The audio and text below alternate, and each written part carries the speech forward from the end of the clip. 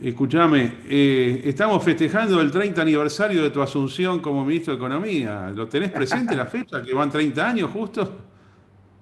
No me acordaba que era exactamente hoy, pero sí, que son No, no, 30 no, años. no, no, no, yo creo que es 1 de febrero. Pero bueno, No, faltan pocos días, faltan pocos días para el 1 de febrero, ¿no? sí, creo que fue sí, el último día de enero, tenés razón, tenés razón. Sí, ¿Cómo estás vos? fantástico, fantástico. Bueno, ¿pensás mucho Impresionante en la esa época o no? decoración. Ah, Eso que sí, sí. tenés es que es tu escritorio. Esto, claro, sí, sí, sí, es un escritorio muy art déco. Lo que ves en el Ajá, fondo es una obra de Juan Carlos Pallarols, el orfebre nacional, que le ajá, encargué especialmente, se llama Gloria Liberal, le pusimos, y es un ajá, homenaje a la escarapela y a la bandera argentina. Y en el centro tenemos la figura de la República, esa misma que estaba, ¿te acordás? En las monedas de 1 peso, en las monedas inclusive del peso moneda, del peso de 1881, ya se usaba como símbolo de la libertad y como símbolo de la República.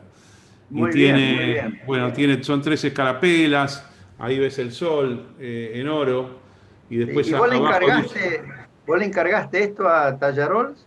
yo se lo ¿Mm? encargué especialmente, le encargué esto y le encargué un escudo nacional que tengo en otra parte de la casa. Muy bien, muy bien. Mm, Bueno, bueno, para que no digan que Domingo. sos vendepatria o Ah, no, no, no, bueno, a mí esas cosas me dan iguales. O sea, mi realidad es un compromiso total con el país, igual que fue tu caso durante tantos años al servicio de la República, ¿no? Por lo cual tuviste que pagar a veces altísimos costos políticos por querer hacer las cosas bien y salvar el país. Pero Sí, yo lamentablemente. te quiero llevar, Domingo, a 1991, ¿no? Te quiero hacer un par de preguntas. ¿Vos cuándo supiste que ibas a ser ministro de Economía? ¿Se venía hablando en el verano 90-91 eso o fue una cosa repentina que Menem dijo es tu turno caballo y saliste de Relaciones Exteriores y pasaste a Economía? ¿Cómo fue eso? Bueno, que yo era candidato a ministro de Economía, se hablaba incluso antes de que asumiera Menem, ¿no?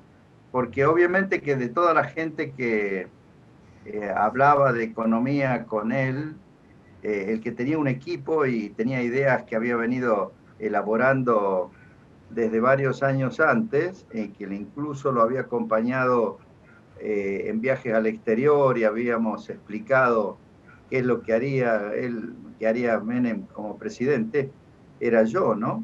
Pero luego, con la aparición del grupo Bungiborn y la promesa que el grupo Bungiborn le hizo a Menem en el sentido de que traerían 3.000 millones de dólares de inmediato, eh, y además contaban supuestamente con un modelo que lo había hecho Larry Klein en Estados Unidos, que iba a permitir salir adelante sin problemas.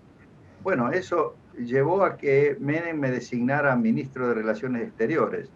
Yo estaba muy entusiasmado en ese cargo, pero Menem, cuando viajábamos en el avión presidencial a distintos lugares, siempre me preguntaba sobre la economía. Y yo le decía lo que yo opinaba de lo que estaba ocurriendo, ¿no?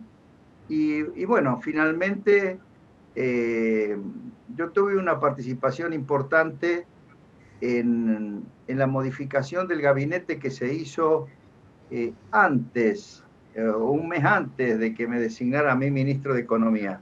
Creo que fue en diciembre del, del 90, sí, que Menem se había enojado porque el embajador Todman había hablado de corrupción, ¿no?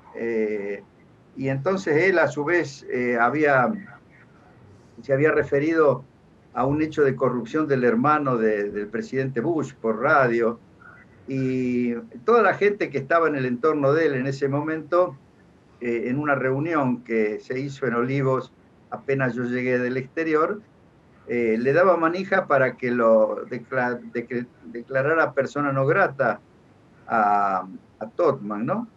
Y yo dije, pero es una locura lo que están planteando, porque hemos hecho un gran esfuerzo para tener una excelente relación con los Estados Unidos y poder avanzar en todos los aspectos que tienen que ver con la economía y la relación con el mundo, y ahora están proponiendo que por un entredicho en la radio se declare persona no grata al embajador de los Estados Unidos. Eh, Después de esa reunión, en los diarios, ese sábado a la tarde, salió que Menem me iba a pedir la renuncia como canciller. Y paradójicamente, al día siguiente, Menem me llamó y me invitó a desayunar el lunes a la mañana. Y cuando yo fui a Olivos a desayunar con él, me dijo, quiero cambiar el gabinete, lo saco a todos, al único que te dejo es a vos, y quiero armar el gabinete según tu consejo. O sea que, todos los que lo rodeaban interpretaron como que disgustaba a Menem lo que yo había dicho, ocurrió todo lo contrario, ¿no? Y fue ahí que se produjo una reorganización que después fue útil para mi paso al Ministerio de Economía, porque ahí estaba la pelea entre Dromi, María Julia y Herman González, relacionada con las privatizaciones que se estaban haciendo y algunos otros temas. Y yo sugerí que, Menem ya había decidido pedirle la renuncia a Dromi, y yo sugerí que unieran el Ministerio de Obras y Servicios Públicos con el de Economía, porque obviamente que teniendo las privatizaciones un rol tan importante en la cuestión económica, no podía quedar afuera de la conducción del ministro de Economía, ¿no?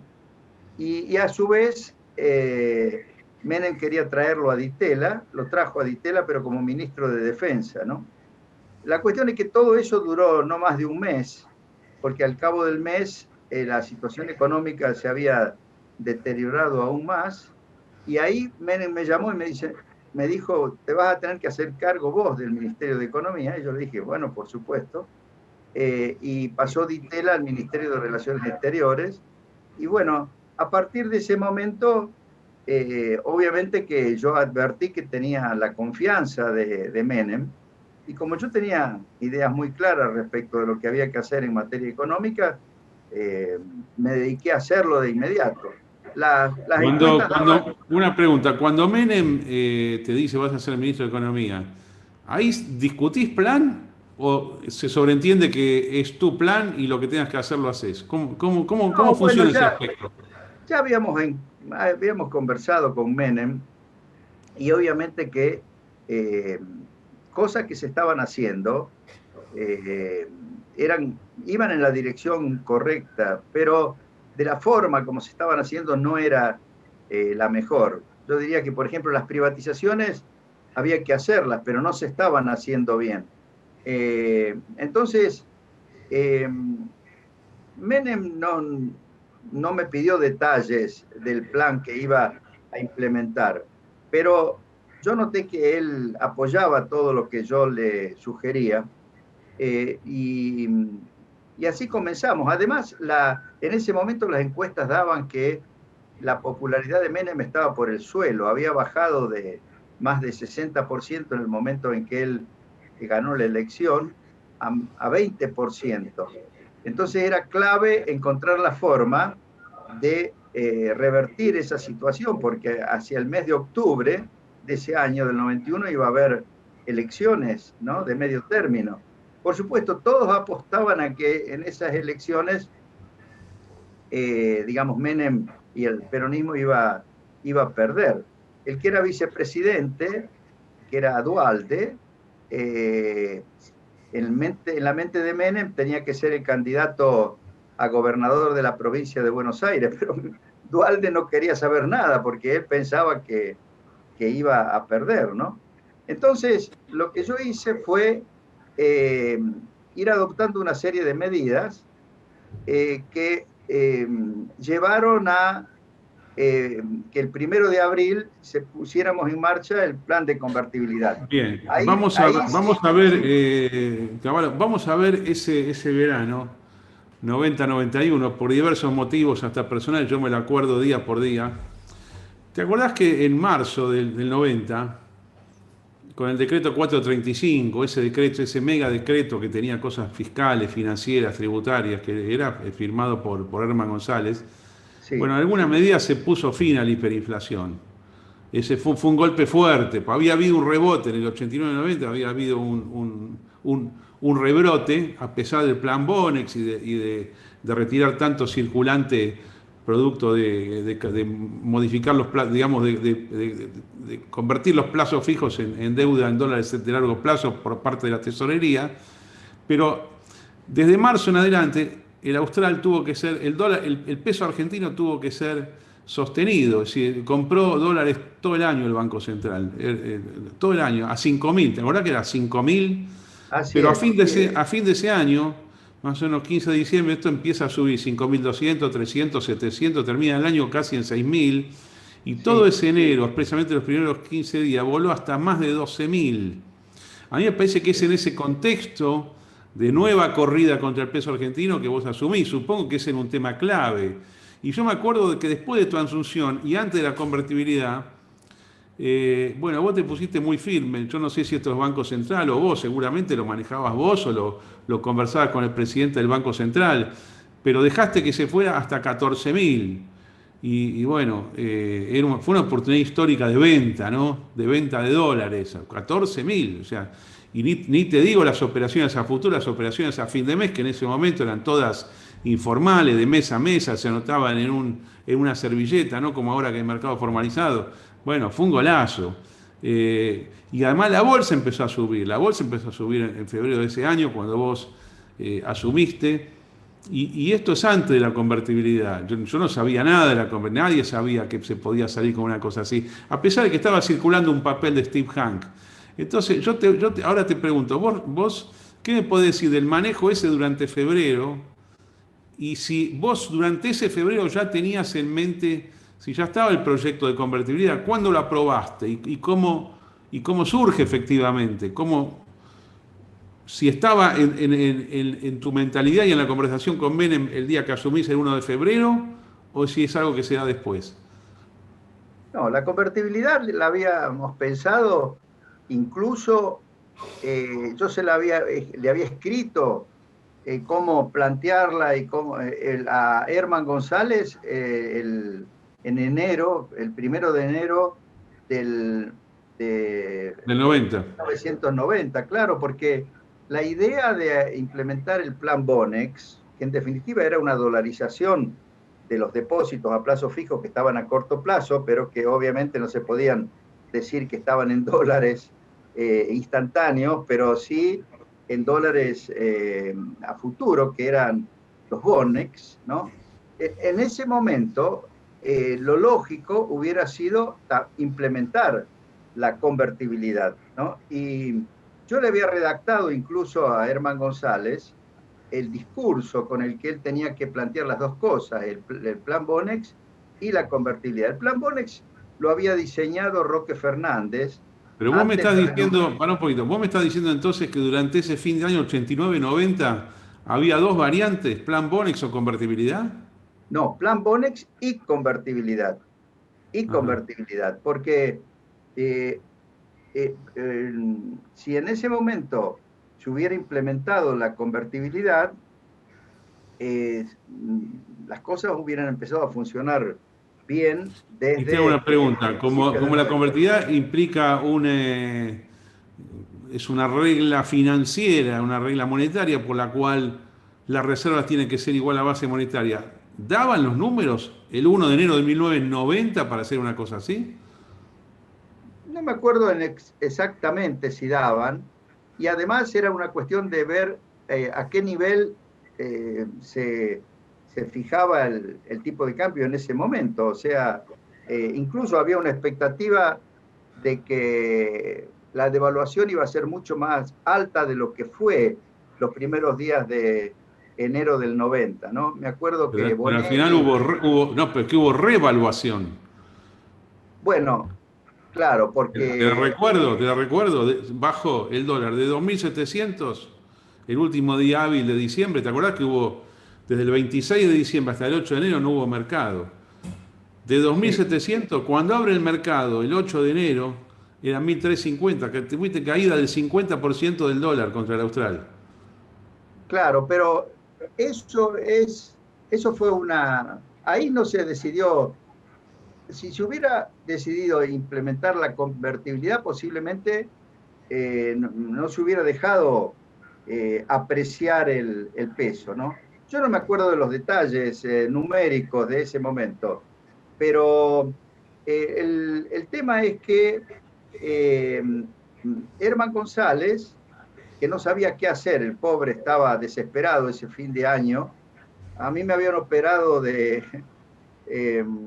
vesícula, así que yo estaba convaleciente, y aquí en Córdoba, a pedido de Menem, que me llamó y me dijo, ayúdalo a Herman a ver cómo sale de esta encrucijada, yo me puse a escribir, los llamé a Felipe Murolo y a Carlos Sánchez, que me ayudaran, y mi hija escribía lo que yo le dictaba, y bueno, y ahí le preparamos lo que en mi opinión era el plan que había que lanzar, y que lo debería haber lanzado eh, Herman, ¿no?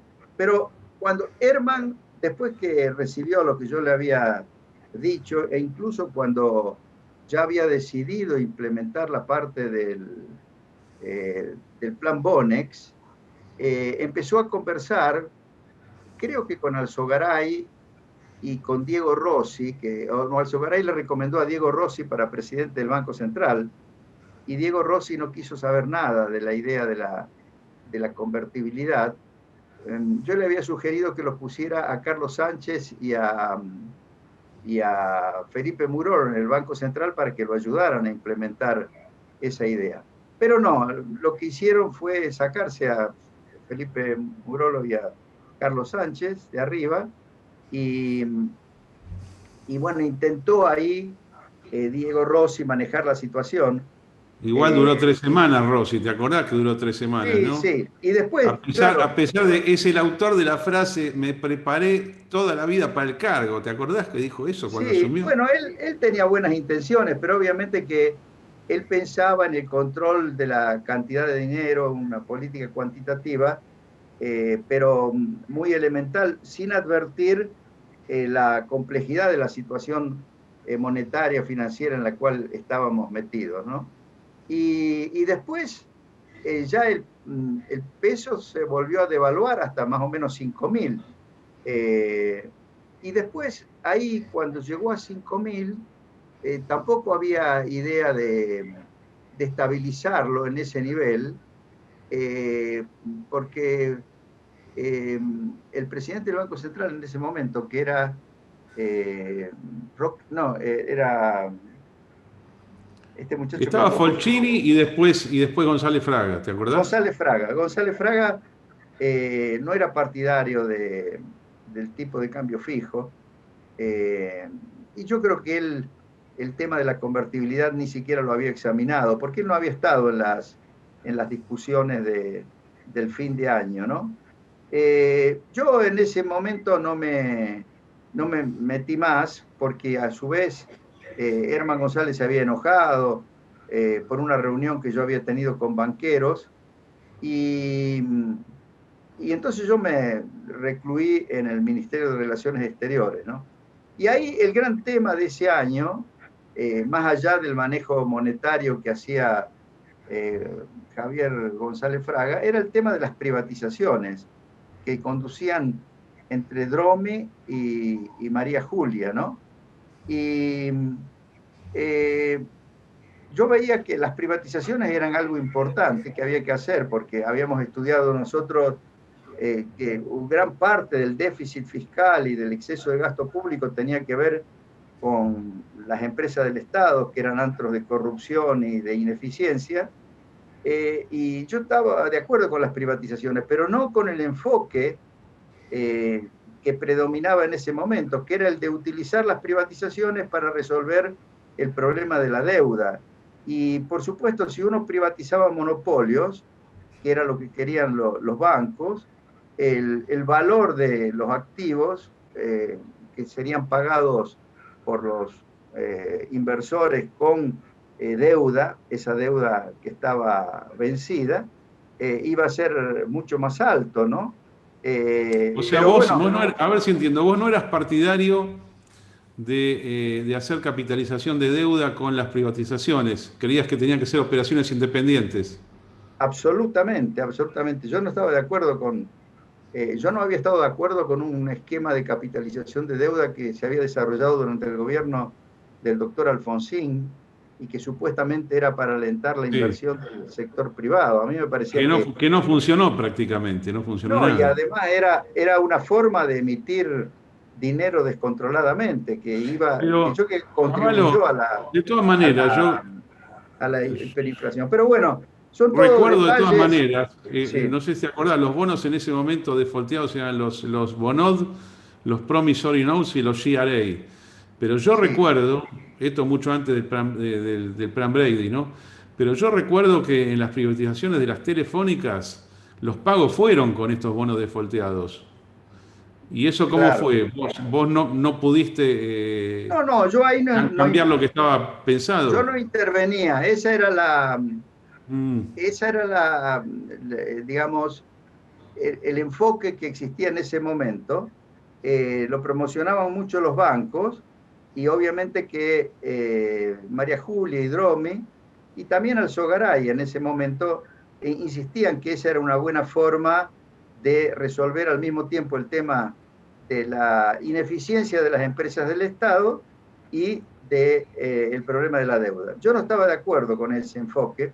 Para mí las privatizaciones eran fundamentalmente el vehículo para transformar, a crear muchas oportunidades de inversión, de nueva inversión, aumentar mucho la eficiencia en esos sectores y, por supuesto, hacer que, en todo caso, los precios de los servicios públicos por eficiencia y por inversión bajaran, no que subieran descontroladamente, ¿no? Como habían subido, por ejemplo, los precios de las tarifas eléctricas. Por Y supuesto, entonces vos no, en de ese las tarifas contexto, telefónicas, perdón.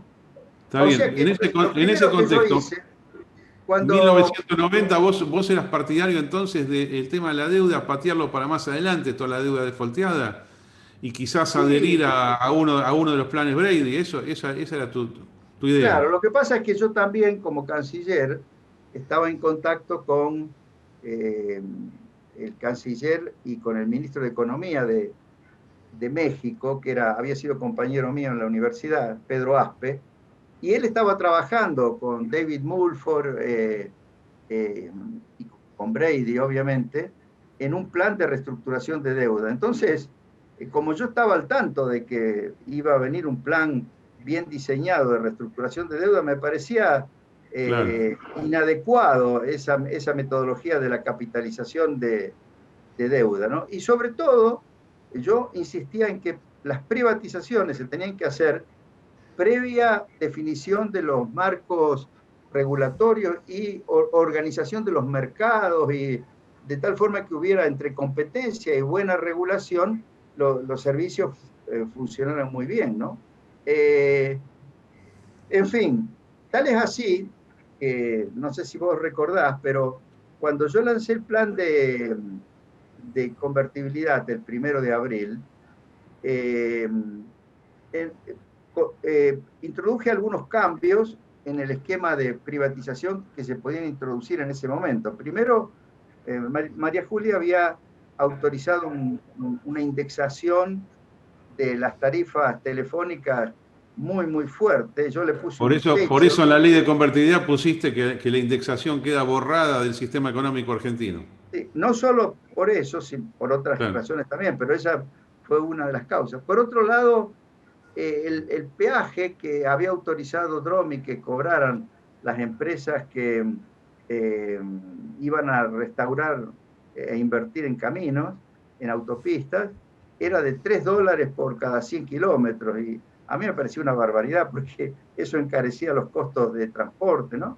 Entonces yo me manejé para bajarlas a $1 por kilómetro. Yo tenía muy en mente la idea Por 100 de kilómetros. por 100 kilómetros, perdón. yo tenía muy en mente la idea de que era clave organizar bien todos los mercados y toda la economía para que hubiera inversión, pero al mismo tiempo aumento de la productividad, ¿no? Y aumento de la eficiencia económica en general. O sea, no era solo una cuestión monetaria y financiera, era una cuestión de organización de la economía real. Además, yo era partidario de una apertura amplia de la economía, de eliminar todas las restricciones que había tanto para exportaciones como para importaciones. Solamente debían quedar los aranceles de importación, pero todos los otros impuestos, incluidas las retenciones, había que eliminarlos. En fin, yo tenía una idea completa de reorganización de la economía argentina y la fuimos poniendo en marcha de manera gradual porque no todo se podía hacer al mismo tiempo, pero todo lo que se pudo hacer desde el 1 de abril, inmediatamente después en adelante, lo hicimos, ¿no? Un decreto muy importante fue el de desregulación que salió por allá por el mes de Noviembre del septiembre, 91. noviembre Noviembre del del 91. 91. Eso fue importantísimo, ¿no? Importantísimo, sí, sí. Y después, las privatizaciones, el equipo que yo designé, que estaba Carlos Bastos en energía, el mundo del Valle Soria en transporte, y bueno, Regúnaga, bueno, era Felipe Solá, pero en realidad el que manejaba era el secretario que era Regúnaga en todo lo que fuera agricultura, que también era un ámbito en el cual había muchas cosas que privatizar, después los puertos, todas esas cosas. Esa gente se abocó al tema de las privatizaciones, pero básicamente al diseño de las reglas de juego en la que con las que iban a funcionar los, las empresas privatizadas, ¿no? Y me acuerdo que ámbito financiero, Julio Ramos en ámbito financiero, todos los días escribía artículos atacándonos, diciendo que yo había parado las privatizaciones, que me acusaba de ser estatista porque yo no iba adelante con las privatizaciones. Pero en realidad lo que yo quería hacer era que las privatizaciones condujeran a un aumento grande en la eficiencia de la economía argentina. Por dos razones, porque creábamos oportunidades de inversión nueva para ampliar la capacidad productiva en todos los sectores que se privatizaban, y porque las reglas de juego iban a asegurar que hubiera competencia o regulación adecuada cuando no se podía organizar un sistema de competencia, para que las tarifas o los precios fueran los que realmente correspondían de acuerdo a los costos y de acuerdo a la demanda, ¿no? La cuestión es que en el año, las privatizaciones más importantes y las que se hicieron muy bien fueron las del año 92, ¿no? Y además en ese periodo ya estuvimos también negociando para entrar al plan Brady, ¿no? Me acuerdo que cuando lanzamos el plan de convertibilidad, estaban los funcionarios del fondo que habían estado a lo largo de todo el año anterior, y yo les explicaba el plan, y una parte del plan era que eliminábamos las retenciones. Las retenciones en ese momento aportaban 1/3 de la recaudación nacional. Y los del Fondo Monetario me dijeron, pero estás loco, va a agrandar el déficit. Y yo les digo, no, porque van a ver ustedes que la estabilización va a permitir que recaudemos el IVA y ganancias y los otros impuestos mucho más eficientemente. Caballo, hay una declaración tuya, tapa de los diarios, mayo del 92. ¿Sabés qué dijiste? La recaudación es impresionante. Ya venía subiendo 10% acumulativa mensual durante el 90. La gente se olvida de eso, porque ya hubo alguna reconstrucción en el 90, pero con vos estaba creciendo 10-15% acumulativo mensual. Una cosa impresionante, hasta llegar casi a 4.000 millones de dólares por mes, que con eso se bancaba todo el Estado argentino en ese momento, ¿no? Hoy no alcanza para nada eso, pero bueno, en ese Así es, momento era... así es. Bueno, ahí pusimos un impuesto que me lo sugirió Karl Chotaki, y que eliminamos después de un año, pero en forma transitoria, que era el impuesto al cheque del 1%. Es obviamente un mal impuesto, pero nos sirvió para aumentar bastante la recaudación. Pero apenas logramos la meta que teníamos de recaudación y habíamos eliminado el déficit, eliminamos ese impuesto. O sea, después lamentablemente yo lo volví a introducir ya también como medida transitoria En el 2001. En el 2001 2001. y lamentablemente ese 20 nunca fue años ya estamos eliminado sufriendo con eso. y hoy es uno de los malos impuestos, muy malos impuestos. Bueno, hay tantos malos impuestos actualmente, ¿no? Cavallo, Pero bienes personales es otra cosa en la cual vos tuviste que ceder creo que fue con, ¿cómo se llamaba el jefe de diputados? Matzkin, que quería poner el IEPE. ¿Te acuerdas ese impuesto que estaba en una sí, sí, época? pero sí, ahí tuvimos discusiones, pero ahí nosotros también resignamos bastante con el impuesto a las ganancias eventuales para favorecer el desarrollo del mercado de capitales. Dejamos de gravar, eh, por Los ejemplo, las activos. ganancias por venta de acciones. O sea que, y muchos otros impuestos internos que eran costosos, además de costosa recaudación y poco rendimiento. Me acuerdo que Macri había hecho un listado de todos los impuestos que eliminábamos y eran como 20 impuestos que habíamos eliminado, ¿no? En fin, fue un periodo, por supuesto tuvimos que aumentar el IVA. Yo consideraba que lo que había que hacer era eliminar los impuestos distorsivos, pero el IVA era el más neutral de todos los impuestos, ¿no?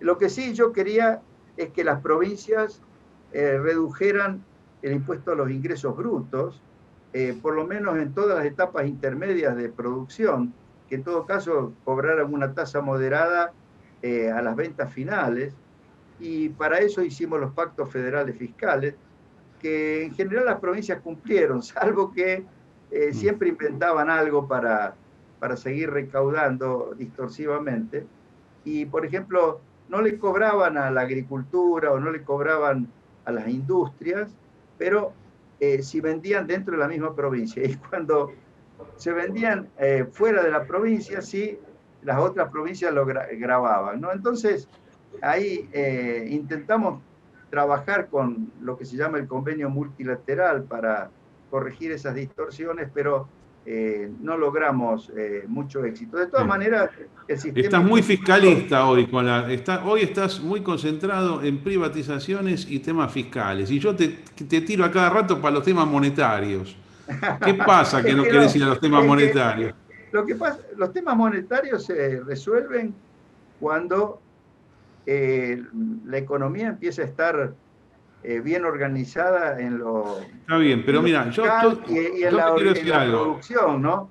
Por Te quiero ejemplo, decir algo suponte que sobre la convertibilidad. Te voy a decir algo sobre la bueno, convertibilidad. imagínate, Eh, en este momento no hay solución monetaria que valga, ni la, ni la ortodoxa de decir, bueno, hay que controlar la oferta monetaria, ni la de no, porque fijación el de problema está en el tipos de... comportamiento del público, en la demanda está. El problema, todos se olvidan de la demanda de dinero como factor de la teoría cuantitativa del dinero, ¿no?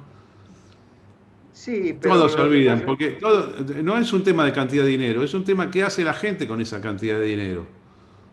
además, hay que ver cuál es el dinero a la que la gente le presta atención.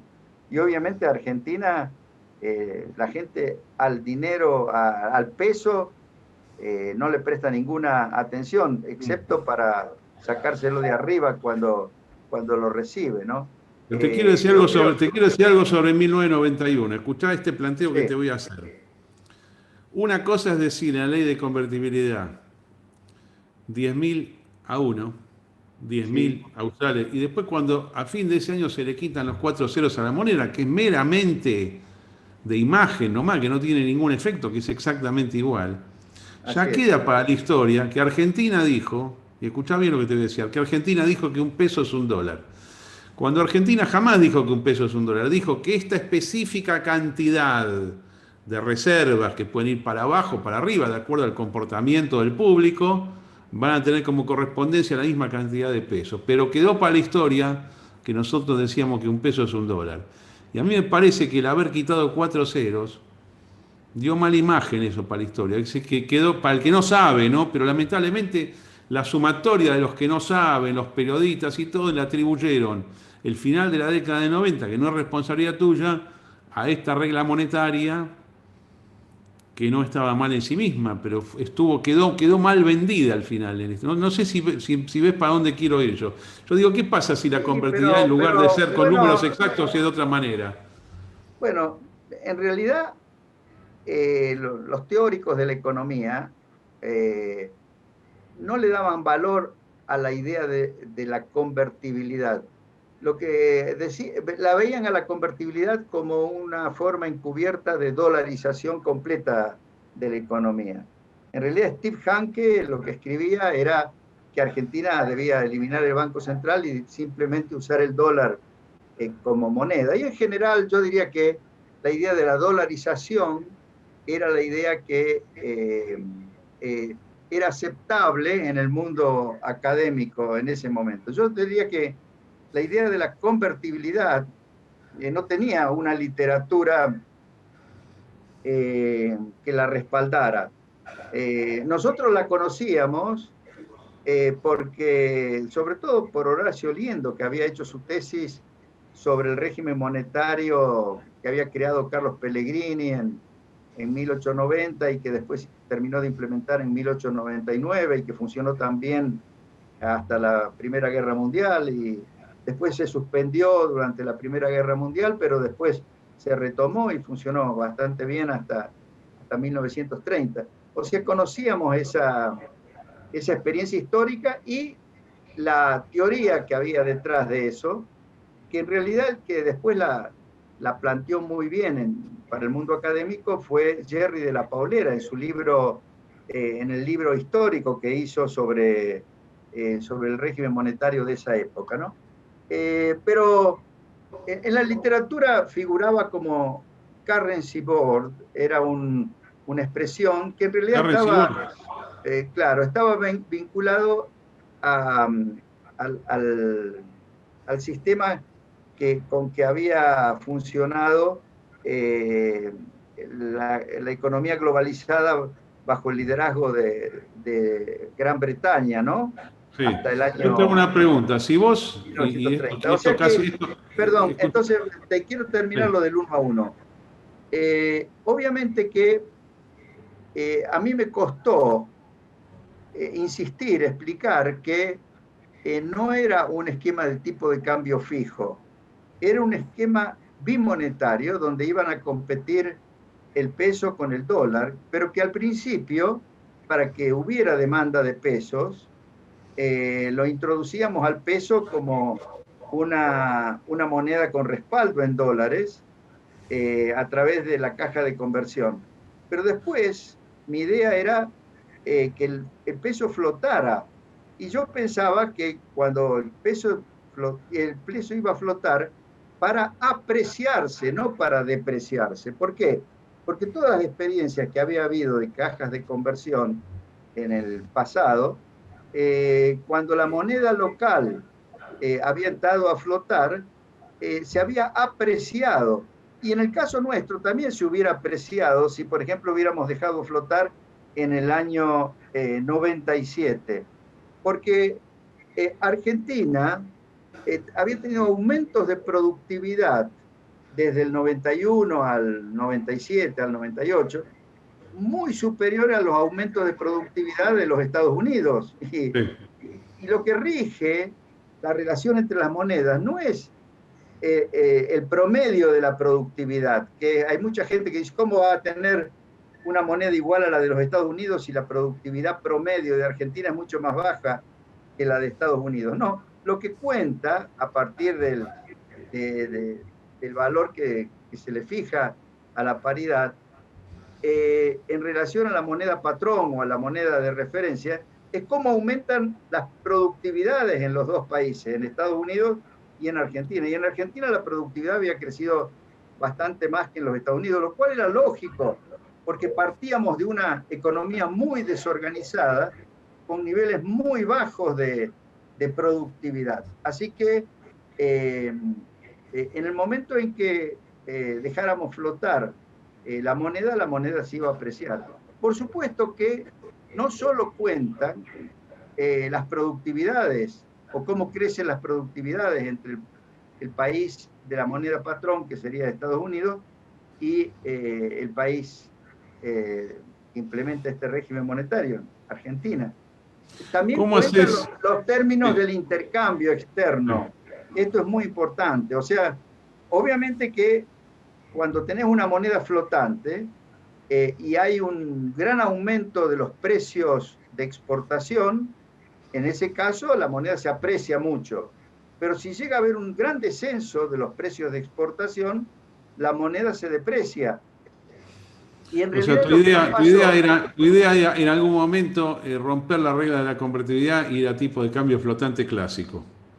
sí, no, no romper, al contrario, hay una conferencia que yo di, está sentado al lado de La Baña y del otro lado López Murphy, es una conferencia que organizó el cronista comercial y que publicó luego Daniel Naseski en un librito, donde yo digo que de la convertibilidad se sale con más convertibilidad. Para mí, un régimen bimonetario.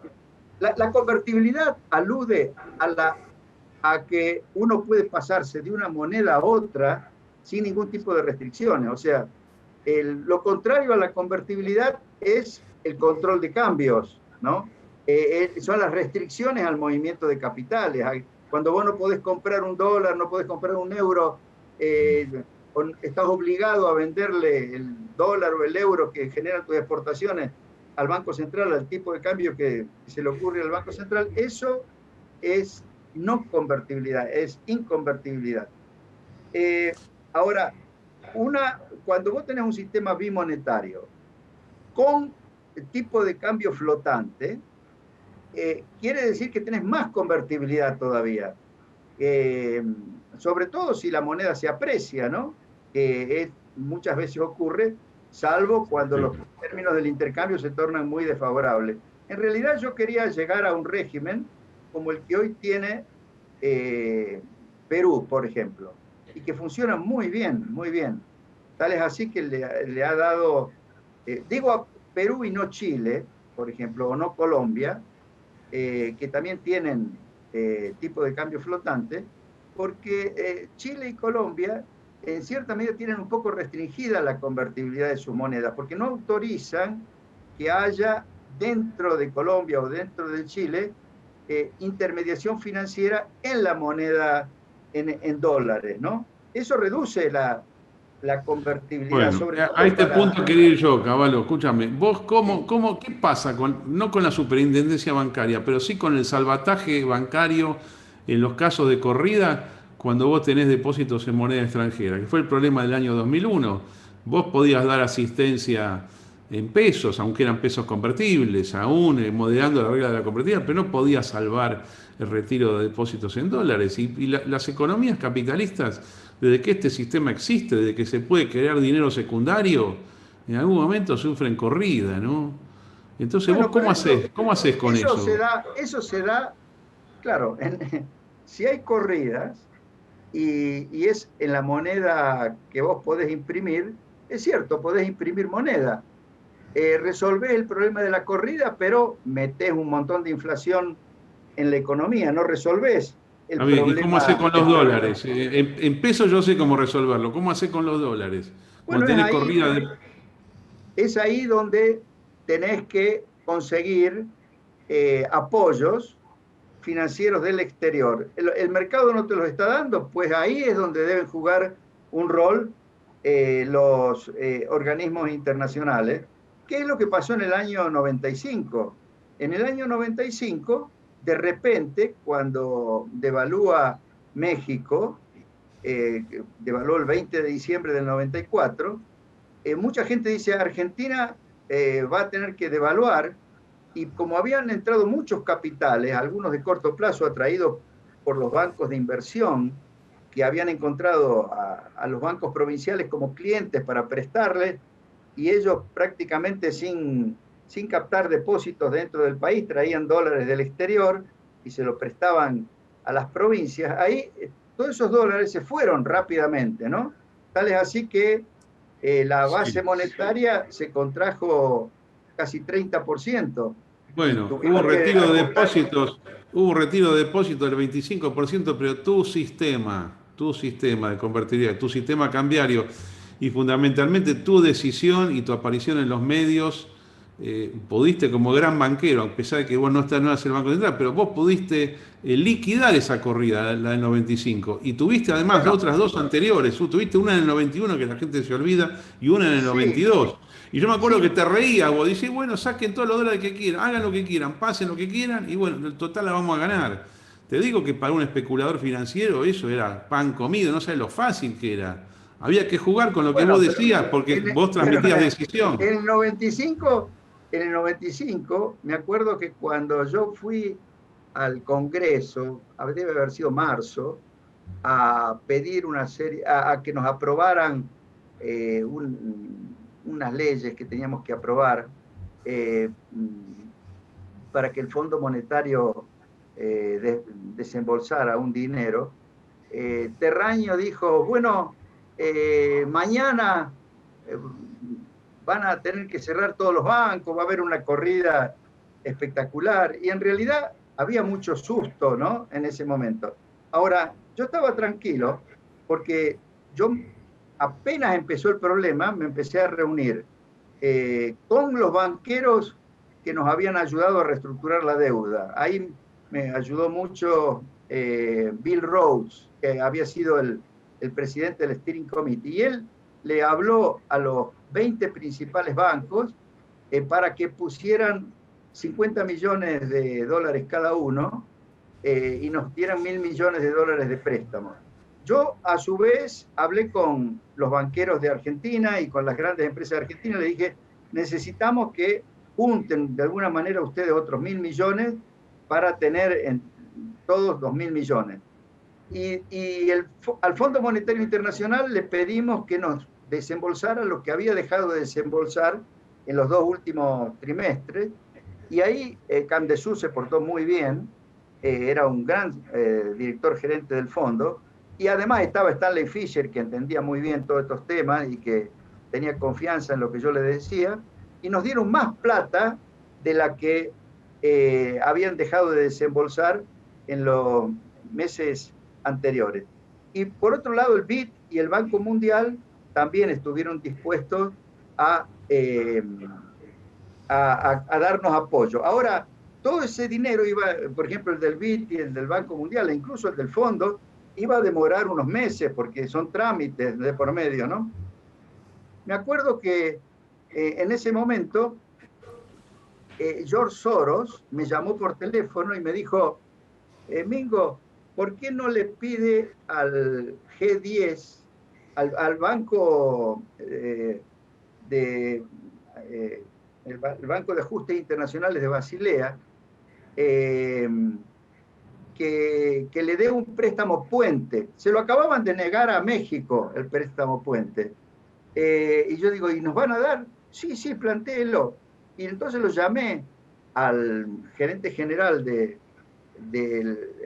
Banco de Basilea, y a él le expliqué bien todo lo que habíamos hecho y que teníamos todos estos préstamos acordados o semi-acordados, pero que necesitábamos un desembolso inmediato, y él convenció a los presidentes de Banco Central de los 10 países que están en ese banco, y nos dieron de inmediato un desembolso que nos permitió recomponer las reservas del Banco Central. Eso fue en el mes de abril, ¿no?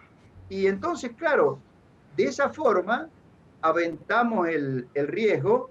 Eh, por supuesto, en esos meses hubo retiro de depósito y mucha gente estaba muy asustada, pero me veían luchando para salir a flote. Y tal es así que, Quedó comprobado que el sistema resistía 25% retiro de depósito. Lamentablemente en el 2001, por otras circunstancias, y no por tu culpa, no se pudo dar. Pero bueno, bueno, muy interesante.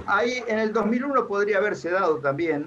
Lamentablemente ahí se nos cruzó un muy mal director gerente del Fondo Monetario Internacional, Hertz Keller, ¿no?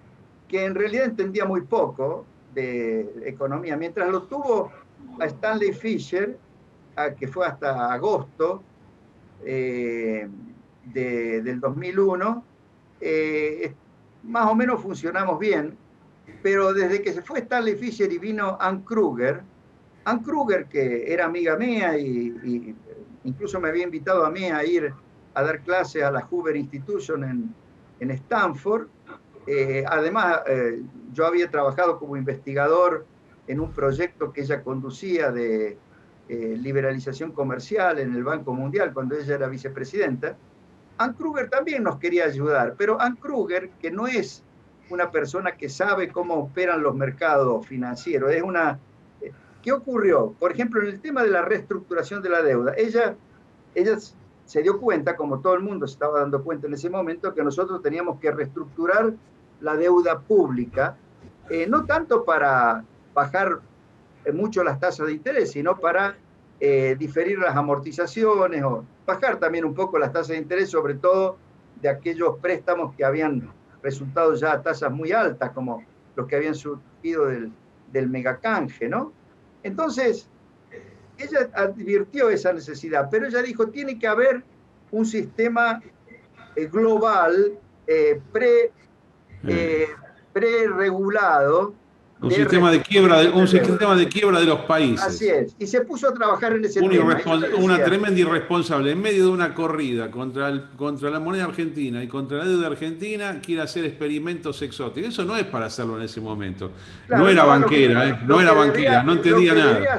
lo que debía hacer era ayudarnos a reestructurar la deuda y aprender de esa experiencia para luego tratar de generalizar. Eso yo lo discutí con ella y ella no tenía mala voluntad, pero bueno, lamentablemente, Pero casi llegás, porque vos habías ya hecho la reestructuración del tramo interno, que era como el así 60% es. del total, y No, faltaban pocos días para cerrar todo.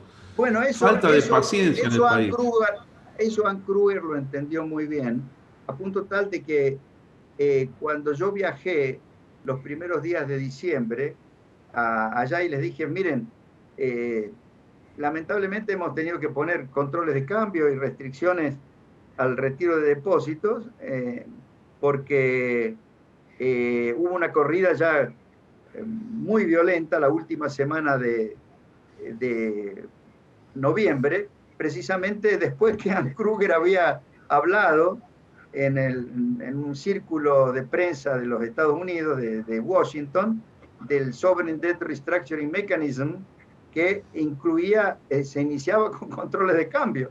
Entonces ella entendió muy bien el Sí, tema. Tal y es así que, además estaba el secretario del Tesoro de Bush, que también decía unas cuantas cosas inconvenientes para el país, ¿no? claro, pero Otro que no ya en entendió ese, nada de mercado. ya en ese momento, él estaba persiguiéndolo a Bin Laden y el que se ocupaba de nosotros era un académico de muy buen nivel y con muy buena voluntad, pero que no era un hombre de mercado, que era John Taylor, el famoso de la Taylor Rule, ¿no? Un gran economista y tenía muy buena predisposición hacia nosotros, pero ahí nos hubiera faltado un David Mulford. David Mulford, Claro. por la experiencia que tenía, sabía qué botones tocar. Pero yo creo que yo no le echo la culpa para nada a ellos. La culpa fue aquí de la dirigencia argentina, porque después de ese viaje mío a Washington, donde Ann Kruger me puso bajo qué condiciones nos rehabilitaban el préstamo del Fondo Monetario y nos apoyaban para terminar con la reestructuración, incluso nos daban un desembolso que nos hubiera permitido abrir rápidamente el corralito.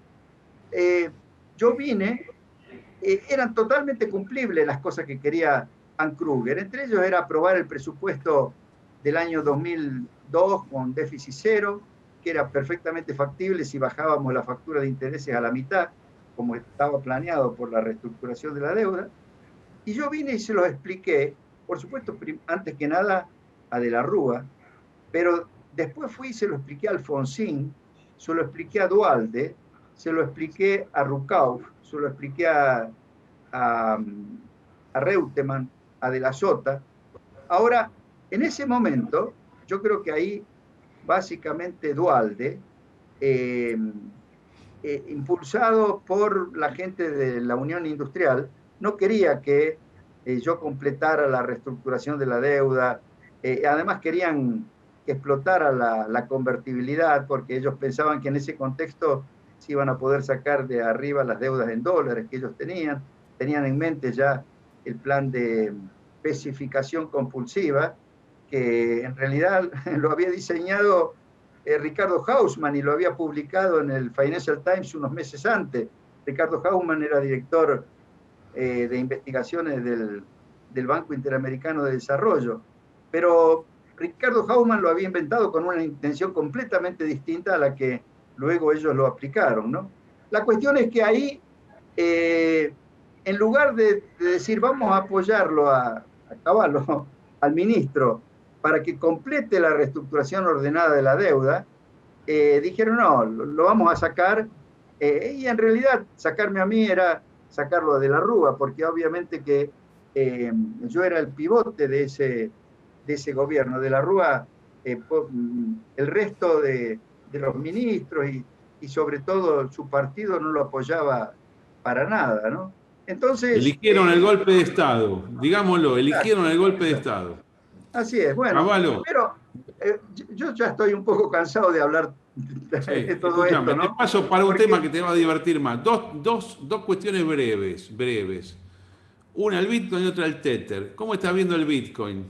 Y si te animás a definir la naturaleza jurídica o económica del Bitcoin. Mira, si es moneda o no es moneda. Vos sos experto en eso. Yo todavía no lo... hay varias cosas que yo no entiendo. ¿Qué es lo que hace que la gente, por ejemplo, compre más el Bitcoin que otras monedas de la misma naturaleza? Algo, ¿no? Que a vos te tiene que encantar. El día que se crea la moneda, el programa de emisión monetaria está definido desde el momento cero. Sí, es cierto. Y en ese momento cero, que es enero del año 2009, o sea, van 11 años, se establece que se van a emitir 50 bitcoins cada 10 minutos. 4 años después, pero está escrito de antemano, 25 bitcoins cada 10 minutos. 4 años después, 12,5 cada 10 minutos. Y actualmente 6,25 cada 10 minutos. Pero por un total de 21 millones de bitcoins, de los cuales ya hay emitidos 18,6 millones, o sea, el 88% ya están emitidos. Y lo que queda, el 12% que queda, se va a emitir desde ahora hasta el año 2140. Esta regla de emisión da la sensación de escasez. No es que da la sensación de escasez, genera efectivamente escasez. Con lo cual, vos desde el Bitcoin vivís en un mundo deflacionario.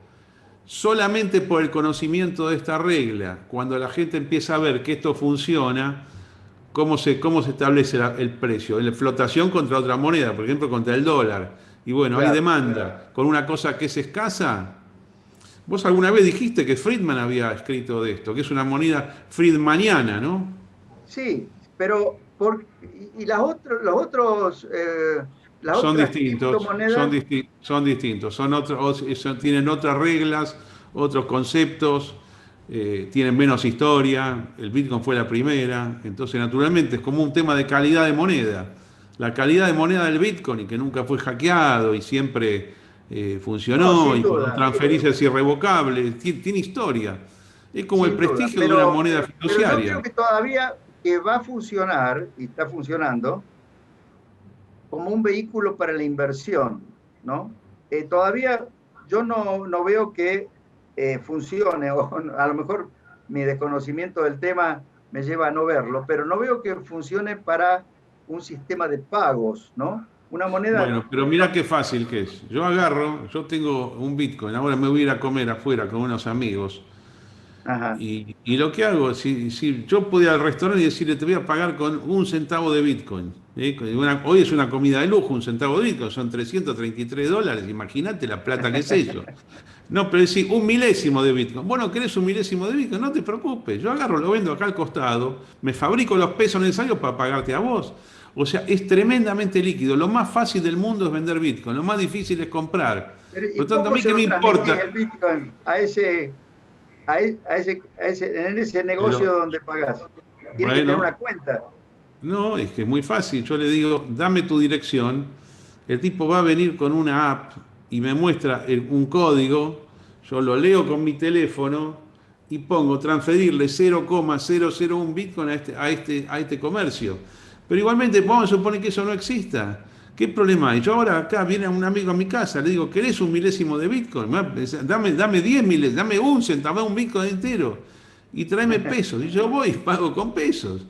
Y es lo Bueno, más fácil, es lo más fácil del bueno, mundo. Funciona la escasez. cuando la gente se dé cuenta de eso y empiece a generalizarse su uso, sí, va a ser Pero escuchá, una no tenemos moneda. ninguna intención, ningún Bitcoin no tiene ninguna intención, por lo menos yo, de que dejen de existir el resto de las monedas. Al revés, que sigan existiendo, que sigan fabricando todo lo que quieren. Desde el Banco Central Europeo, la Fed o la República Argentina. Nos están regalando. O sea, vos te das cuenta de nosotros en este momento, la moneda fiduciaria manejada por dementes es un beneficio para nosotros. Ganamos plata. Claro, Ustedes fabriquen lo que quieran. Para nosotros es el mundo ideal. Otro tema, escuchate esto, y esto te va a sí. interesar más todavía. Escuchate lo que es el Tether. El Tether es lo siguiente.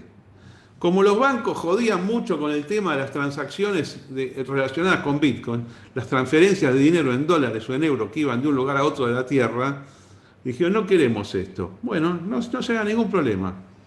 El sistema cripto inventó lo siguiente. Metió dólares en una cuenta bancaria, dólares, 4.000 millones de Ujú, dólares, y contra eso emitió 4.000 millones de Tether, una moneda que se llama USDT. ujú. De forma tal que yo cuando vendo un Bitcoin online, en un exchange, lo vendo y me quedo con un Tether. Saco ese Tether, se lo mando a cualquiera del mundo y sabe que tiene un dólar. Porque hay como una caja de conversión privada. Ujú. Escuchá lo que te estoy diciendo. Es una caja Sí, de sí. conversión privada de Tether contra dólares depositados en una cuenta bancaria en un banco. Ujú. Es la convertibilidad argentina hecha por privados 30 Claro. años después de lo que vos hiciste. Y así Bueno, eludimos a los bancos. ¿Qué te parece una claro. convertibilidad privada? ¿Quién me va a decir Bueno, que no de esto? yo creo que el mejor régimen monetario para la economía global y para las economías nacionales es un régimen de libertad de moneda. Esto lo escribió Hayek en un librito que se Hayek y llama Rothbard, sí. sí, desmonopolización o desnacionalización Desnacionalización de la moneda, sí. de la moneda. Yo me acuerdo, yo le escuché la conferencia porque él vino en el año 64, 65 a Argentina y habló de ese tema. Yo quedé de lo más impresionado Mirá, yo desde te ese cuento, momento, ¿no? Yo lo vi a Hayek en Buenos Aires 2 veces, lo vi en el 77 que vino y lo vi después en el 80. Pero Mm. vos lo viste en el 65. 65 o Impresionante. 64. Si yo estaba en el segundo año, tercer año en la Facultad de Ciencias Económicas, sí. Bien. Y realmente ahí, en esa época es que él sacó el librito ese, o por lo menos se tradujo al español, el libro de desmonopolización del dinero, ¿m? O Bien, perfecto. desnacionalización del dinero. Así que en En esto fin, estamos. Mira, hace unos yo creo que años. está bien. Eh, Obviamente que en la medida en que se avance hacia sistemas de libre elección de la moneda en los países, eh, monedas como el Bitcoin y otras que puedan crearse van a jugar un rol en la medida en que inspiren más confianza que las monedas que emitan los bancos centrales o cualquier otro tipo de moneda que se invente, ¿no? Ahora, la cuestión es, las monedas tienen que tener lo que se llama eh, tienen que tener la propiedad de ser de uso bastante generalizado, ¿no? Creo que le llaman network, bueno, no me acuerdo cuál es la palabra inglesa que complementa a network, pero No te puedo explicar cómo se usa esto. Lo que pasa es que no se entera nadie del gobierno. Y acá está el problema. claro, ¿Quién se claro. entera? Yo te mando ahora un centavo de Bitcoin a tu wallet. ¿Quién se entera? Solamente porque yo lo estoy diciendo acá, nada más. No tiene registro. Eso es un problema muy grande para el Estado. Bueno, para el Estado, pero no para la economía. En realidad, Bien. mecanismos que introducen más libertad que la que permiten las reglas de juego de la economía terminan ayudando a la economía, ¿no?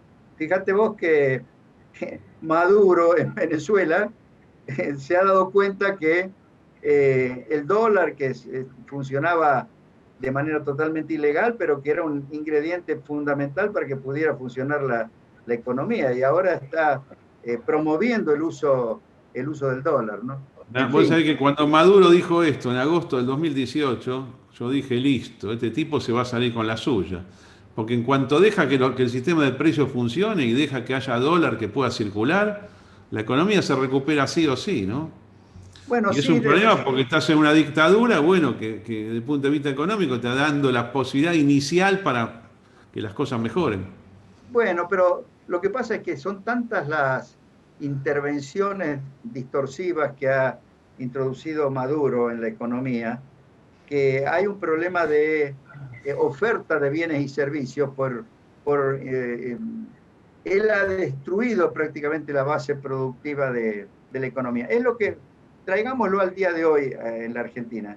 Si hoy dolarizaras eh, y dijeras, bueno, realmente no voy a poder financiar déficit fiscal y por lo tanto voy a tener que hacer un reajuste del gasto, de los impuestos, con las distorsiones que tiene la economía argentina, con el desaliento que ha habido a la inversión y que sigue habiendo, con los controles de precios, todas esas cosas no permiten que haya funcionamiento fluido de la economía, ¿no? Por más que funcione la parte monetaria. Por eso yo insisto en que una reforma monetaria y una reforma financiera tiene que ser parte de una reforma más completa de la economía, que apunte a liberalizar todos los aspectos del funcionamiento de la economía y a disciplinar a todos los ingredientes del sector público, ¿no? No solo la nación, sino también las provincias, los municipios. Es una tarea ciclopia, ¿no? Que este gobierno no veo que la No. esté haciendo ni la vaya a poder hacer, porque con las contradicciones políticas que tienen, las opiniones absurdas que tiene la gente del Instituto Patria y que le impone a Alberto Fernández, y la falta de claridad conceptual de Alberto Fernández, además el hecho de que siempre decía una cosa, ahora dice otra, hacen prácticamente imposible que puedan organizar la economía de manera que genere un clima de estabilidad, que crecimiento sostenido. Eso va a tener que ser Pensá que tarea de fue un próximo gobierno. hombre tuyo, Alberto Fernández, en una época. Estuvo por todos lados, pero también con vos. Bueno, él, cuando yo asumí como ministro de Economía, él ya era superintendente de De seguros seguro. y yo no lo supervisé directamente porque yo No, estaba pero en digo, otra después cosa. en los tiempos de Acción por la República, ¿no fue diputado por una lista tuya? Bueno, lo que pasa es que cuando yo fui candidato a jefe de gobierno de la ciudad con Gustavo Vélez como candidato a vicejefe, en ese momento, tanto Dualde como, no, Dualde no, pero Rucauf, que era gobernador de la provincia de Buenos Aires, y Kirchner, que era gobernador de Santa Cruz, vinieron a ofrecernos apoyo y Dualde, no,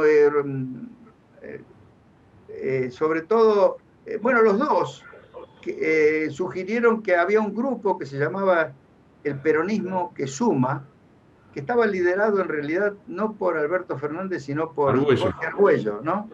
Pero estaba Vito Velo, estaba Iribarne, que ahora es embajador en Uruguay, y Alberto Fernández, y ellos, obviamente que nos dieron apoyo, pero ellos querían, obviamente, entrar a la legislatura de la provincia, de la ciudad, ¿no? Y entraron.